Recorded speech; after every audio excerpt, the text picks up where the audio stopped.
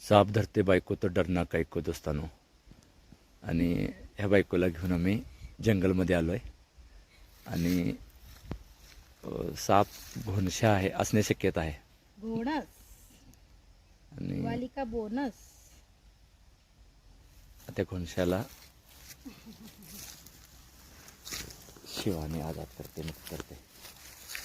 हा पॅटर्न एकच असतोय, थोडासा डार्क, कधी धुंदला असा वाटतोय आणि कधी शांतपणे असा बसून राहतोय. पत्ताही लागत नाही पायात असताना. आणि मोबाईल पण आमचा घात करू शकतो, कारण मोबाईलवरती बोलताना साप अचानक आला, पायात तर दिसत नाही. ह्या आठवड्यात मी 2 साप असे पकडले, फक्त त्यांना आवाज केल्यामुळे त्यांना कळलं. म्हणजे त्याची जी घंटी आहे, धोक्याची घंटी असं म्हणायला हरकत नाही, बरोबर ना? कुकर शिट्टीसारखा आवाज येतोय. पण बरेच वेळा हा साप आवाज करतोय धोक्याची, त्याला चाहू लागल्याबरोबर. आणि ते आपल्यासाठी मात्र सकारात्मक ठरते, कारण त्या बरेच वेळा त्याच्यामुळे बघतात. तुम्ही बघावं, काळजी घ्यावं, हा महत्त्वाचा मुद्दा आहे. जंगल आहे त्याचा, त्याला आजाद केलंय आणि आम्हालाही तो घाबरतोयच. थोडंसं त्याला काठीनं टच कर, म्हणजे तो निघून जाईल.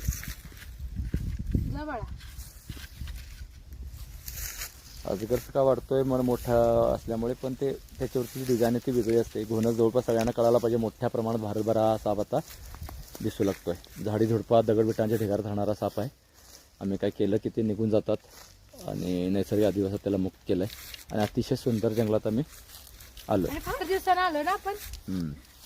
बाळ झाल्यापासून कुठे जायला मिळालंच नाही, त्यामुळे आज मस्तपैकी एन्जॉय करण्यासाठी बाळाला घरी सोडून आम्ही आलोय.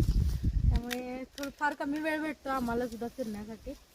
ठीक आहे, रेस्क्यूचे व्हिडिओ बघता, पण हे व्हिडिओ पण फार महत्त्वाचे असतात आणि छान असतात व्हिडिओ. छान वाटत असतील तर कमेंट करा. अजून तुमच्यासाठी छान छान व्हिडिओ आम्ही घेऊन येऊ. धन्यवाद.